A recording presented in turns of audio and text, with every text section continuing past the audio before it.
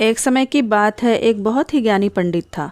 वह अपने एक बचपन के घनिष्ठ मित्र से मिलने के लिए किसी दूसरे गांव जा रहा था, जो कि बचपन से ही गूंगा व एक पैर से अपाहिज था।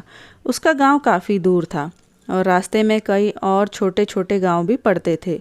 पंडित अपनी धुन में चला जा रहा था कि रास्ते में उसे एक आदमी मिल गया, जो दिखने में बड़ा हष्ट-पुष्ट था। वह भी पंडित के साथ ही चलने लगा। पंडित ने सोचा कि चलो अच्छा हो गया, साथ साथ चलने से रास्ता जल्दी कट जाएगा। पंडित ने उस आदमी से उसका नाम पूछा तो उस आदमी ने अपना नाम महाकाल बताया। पंडित को यह नाम कुछ अजीब लगा, लेकिन उसने नाम के विषय में और कुछ पूछना उचित नहीं समझा। दोनों धीरे धीरे चलते रहे। तभी रास्ते में एक गांव आया। महाकाल ने पंडित से कहा, तुम आगे चलो, मुझे इस गांव में एक संदेशा देना है। मैं तुमसे आगे मिलता हूँ। ठीक है कहकर पंडित अपनी धुन में चलता रहा।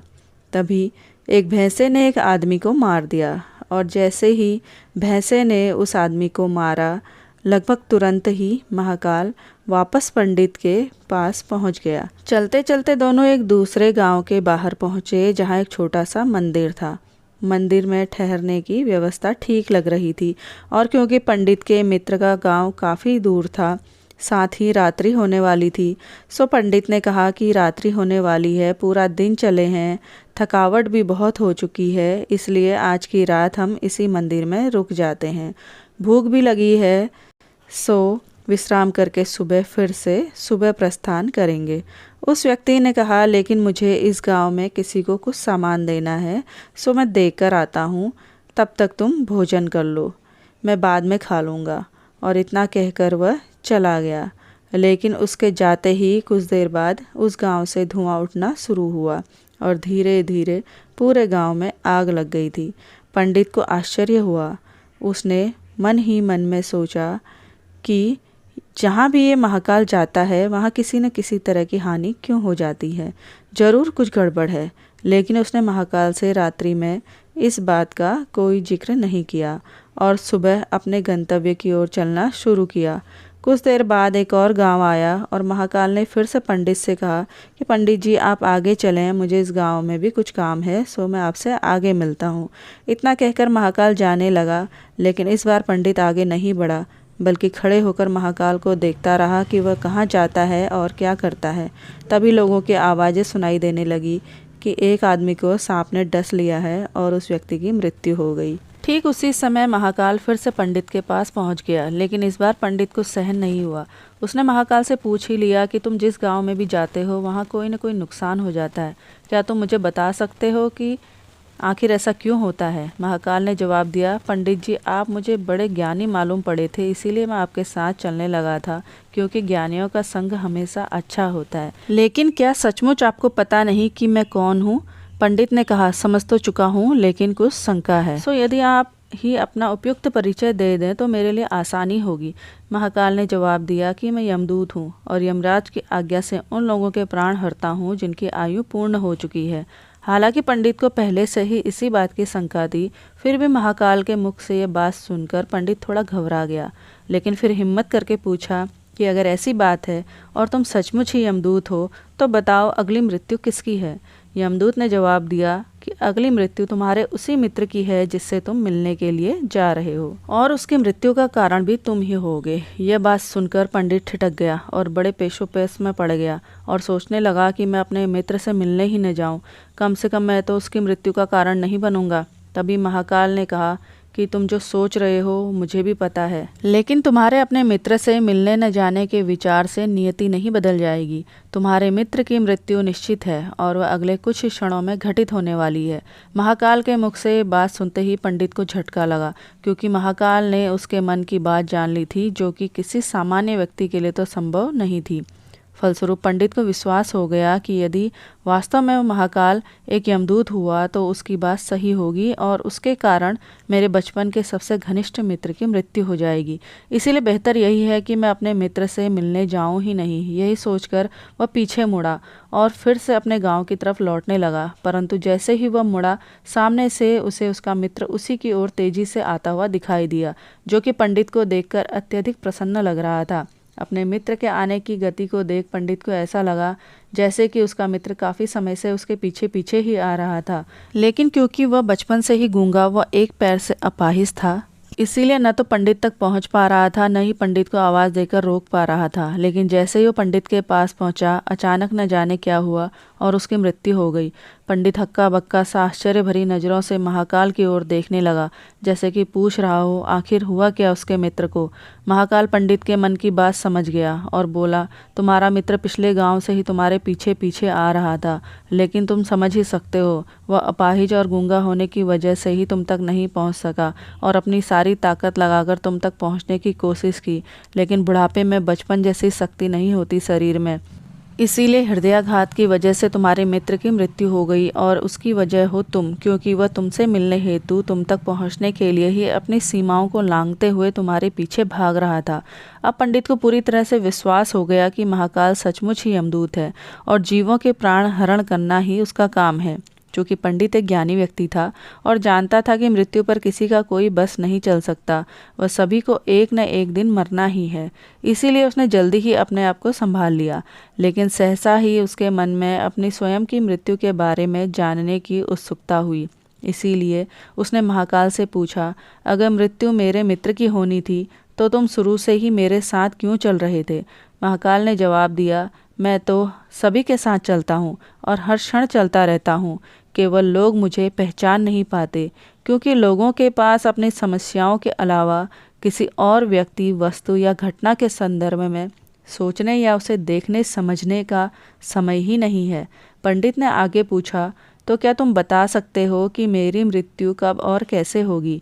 महाकाल ने कहा, हालांकि किसी भी सामान्य जीव के लिए जानना उपयुक्त नहीं है, क्योंकि कोई भी जीव अपनी मृत्यु के संदर्भ में जानकर व्यथित ही होता है, लेकिन तुम ज्ञानी व्यक्ति हो और अपने मित्र की मृत्यु को जितनी आसानी से तुमने स्वीकार कर लिया है, उसे देख मुझे ये लगता है कि तुम असली में अपनी मृत्यु के बारे में जानकर भी व्यथित नहीं होगे। सो तुम्हारी मृत्यु आज से ठीक 6 माह बाद आज ही के दिन, लेकिन किसी दूसरे राजा के राज्य में फांसी लगने से होगी। और आश्चर्य की बात यह है कि तुम स्वयं खुशी से फांसी को स्वीकार करोगे। इतना कहकर महाकाल जाने लगा, क्योंकि अब उसके पास पंडित के साथ चलते रहने का कोई कारण नहीं था। पंडित ने अपने मित्र का यथास्थिति जो भी कर्मकांड संभव था किया और फिर से अपने गांव लौट आया।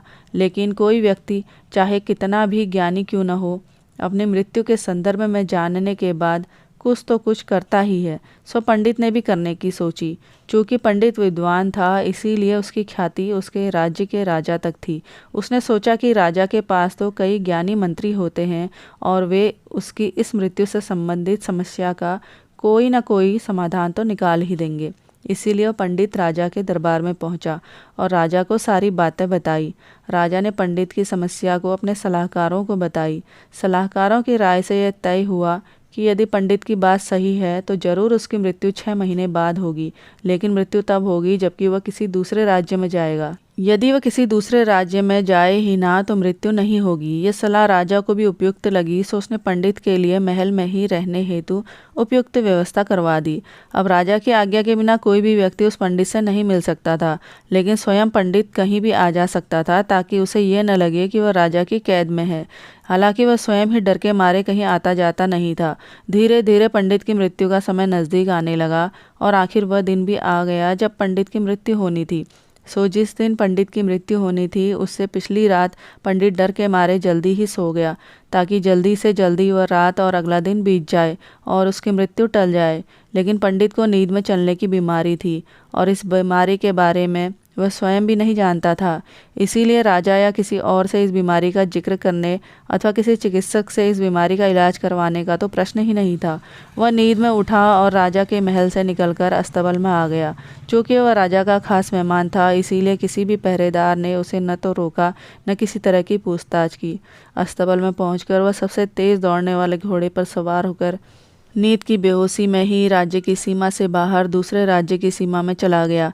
इतना ही नहीं, वह दूसरे राज्य के राजा के महल में पहुंच गया और संयोग हुआ कि पहरेदार ने उसे नहीं रोका, न ही कोई पूछताछ की, क्योंकि सभी लोग रात के अंतिम प्रहर की गहरी नींद में थे। वह पंडित सीधे राजा के शयन कक्ष में पहुंच गया। रानी के एक ओर उस राज्य का राजा सो रहा था, दूसरी ओर स्वयं पंडित जाकर लेट गया। सुबह हुई तो राजा ने पंडित को रानी के बगल में सोया हुआ देखा। राजा बहुत क्रोधित हुआ, पंडित को गिरफ्तार कर लिया। पंडित को तो समझ में ही नहीं आ रहा था कि वह आखिर दूसरे राज्य में और सीधे ही राजा के शयन कक्ष में कैसे पहुंच गया, लेकिन वहां उसकी सुनने वाला कोई नहीं था। राजा ने पंडित को राजदरबार में हाजिर करने का हुक्म दिया। कुछ समय बाद राजा का दरबार लगा, जहां राजा ने पंडित को देखा और देखते ही इतना क्रोधित हुआ कि पंडित को फांसी पर चढ़ा दिए जाने का फरमान सुना दिया। फांसी की सज़ा सुनकर पंडित कांप गया। फिर भी हिम्मत कर उसने राजा से कहा कि महाराज, मैं नहीं जानता कि मैं इस राज्य में कैसे पहुंचा। मैं ये भी नहीं जानता कि मैं आपके सैन्य कक्ष में कैसे आ गया और आपके राज्य के किसी भी पहरेदार ने मुझे रोका क्यों नहीं। लेकिन मैं इतना जानता हूँ कि आज मेरी मृत्यु होनी थी और होने जा रही है। राजा को यह बात थोड़ी अटपटी लगी। उसने पूछा, तुम्हें कैसे पता कि आज तुम्हारी मृत्यु होनी थी? कहना क्या चाहते हो तुम? राजा के सवाल के जवाब में पंडित ने पिछले 6 महीनों की पूरी कहानी बता दी और कहा कि महाराज, मेरा क्या, किसी भी सामान्य व्यक्ति का इतना साहस कैसे हो सकता है कि वह राजा की उपस्थिति में राजा के ही कक्ष में रानी के बगल में सो जाए। ये तो सरासर आत्महत्या ही होगी, और मैं दूसरे राज्य से इस राज्य में आत्महत्या करने क्यों जाऊं? राजा को पंडित की बात थोड़ी उपयुक्त लगी, लेकिन राजा ने सोचा कि शायद वो पंडित मृत्यु से बचने के लिए ही महाकाल और अपनी मृत्यु की भविष्यवाणी का बहाना बना रहा है। इसीलिए उसने पंडित से कहा कि यदि तुम्हारी बात सत्य है और आज तुम्हारी मृत्यु का दिन है, जैसा कि महाकाल ने तुमसे कहा, तो तुम्हारी मृत्यु का कारण मैं नहीं बनूंगा। लेकिन यदि झूठ कह रहे हो तो निश्चित ही आज तुम्हारी मृत्यु का दिन है। चूँकि पड़ोसी राज्य का राजा उसका मित्र था, इसीलिए उसने तुरंत कुछ सिपाहियों के साथ दूसरे राज्य के राजा के पास एक पत्र भेजा और सत्यता का प्रमाण मांगा। शाम तक भेजे गए सैनिक लौटे और उन्होंने आकर बताया कि महाराज, पंडित जो कह रहा है वह सच है। दूसरे राज्य के राजा ने पंडित को अपने महल में रहने की समव्यवस्था दे रखी थी और पिछले 6 महीने से ये पंडित राजा का मेहमान था। कल रात राजा स्वयं इससे अंतिम बार इसके शयन कक्ष में मिले थे और इसके बाद ये इस राज्य में कैसे पहुंच गया, इसकी जानकारी किसी को भी नहीं है। इसीलिए उस राज्य के राजा के अनुसार पंडित को फांसी की सजा दिया जाना उचित नहीं है। लेकिन अब राजा के लिए एक नई समस्या आ गई थी। चूँकि उसने पंडित को फांसी की सज़ा का ऐलान कर दिया था, तो राजा के लिए एक और समस्या उत्पन्न हो गई। राजा के गलत फैसले की वजह से किसी की बेवजह मृत्यु हो जाएगी। राजा ने अपने इस समस्या का जिक्र अपने अन्य मंत्रियों से किया और सभी मंत्रियों ने आपस में चर्चा कर सुझाव दिया कि महाराज, आप पंडित को कच्चे सूत के एक धागे से फांसी दे दीजिए। इससे आपका मान भी रहेगा और सूत के धागे से लगी फांसी से पंडित की मृत्यु भी नहीं होगी, जिससे उसके प्राण भी बच जाएंगे। राजा को विचार उपयुक्त लगा और उसने ऐसा ही आदेश दे दिया। जब पंडित को फांसी पर चढ़ाया जाने लगा, सभी खुश थे कि न तो पंडित मरेगा, न राजा का वचन झूठा पड़ेगा। पंडित को भी विश्वास था कि सूत के धागे से तो उसकी मृत्यु होगी नहीं, इसीलिए वह भी खुशी खुशी फांसी चढ़ने को तैयार हो गया। लेकिन जैसे ही पंडित को फांसी दी गई, सूत का धागा तो टूट गया, लेकिन टूटने से पहले उसने अपना काम कर दिया। पंडित के गले की नस कट चुकी थी। उस सूत के धागे से पंडित भूमि पर पड़ा तड़प रहा था। हर धड़कन के साथ उसके गले से खून की फुहार निकल रही थी और देखते ही देखते कुछ ही क्षणों में पंडित का शरीर पूरी तरह से शांत हो गया। सभी लोग आश्चर्यचकित हक्के बक्के से पंडित को मरते हुए देखते रहे। किसी को भी विश्वास ही नहीं हो रहा था कि एक कमज़ोर से सूत के धागे से किसी की मृत्यु हो सकती है। लेकिन घटना घट चुकी थी। नियति ने अपना काम कर दिया था। जो होना होता है वह होकर ही रहता है। हम चाहे जितनी सावधानियां बरतें या चाहे जितने उपाय कर लें, लेकिन हर घटना और उस घटना का सारा ताना बाना पहले से निश्चित है, जिसे हम रत्ती भर भी इधर उधर नहीं कर सकते। इसीलिए ईश्वर ने हमें भविष्य जानने की क्षमता नहीं दी है, ताकि हम अपने जीवन को ज़्यादा बेहतर तरीके से जी सकें। और यही बात उस पंडित पर भी लागू होती है। यदि पंडित ने महाकाल से अपनी मृत्यु के बारे में न पूछा होता, तो अगले 6 महीने तक वह राजा के महल में कैद होने की बजाय ज़्यादा बेहतर तरीके से ज़िंदगी जीता।